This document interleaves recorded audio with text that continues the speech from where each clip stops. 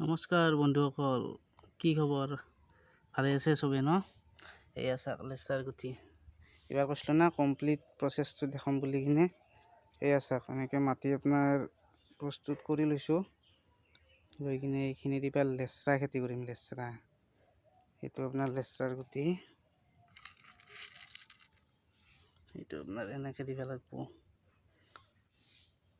দেখিছেনে?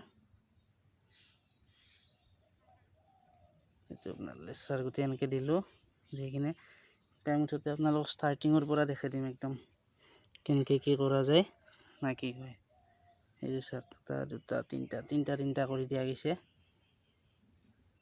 Starting two ending এইবাৰৰ পৰা মানে দিয়াৰ পৰা গাজাৰ পৰা কমপ্লিট প্ৰচেছ দেখাম বুলি কৈ গৈছিল না ভিডিঅ'ত আগত।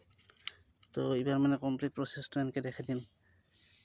ঠিক আছে বাৰু, কি কয় চাই ল কেতিয়াক লৈকে গাজে। এতিয়া বৰষুণৰ বতৰ, তথাপিও দিয়া গৈছে। কেছটো কি জানে না, মানে এইবোৰ অলপমান খেতি কি দেখি থাকে, কিন্তু ঘৰত খোৱাৰ কাৰণে না অলপে ভাল।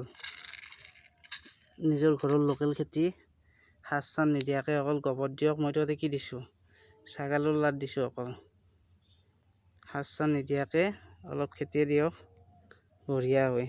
কি কয় দেখছি না? লেচেৰা গুটিটো বাৰু কিনি আনা, আবাৰ নিজৰ ঘৰৰে হ'ব। অলপ অলপে কৰক, ঘৰত খোৱাৰ কাৰণে বঢ়িয়া হয়।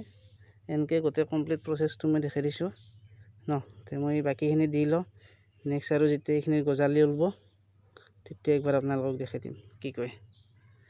ধন্যবাদ।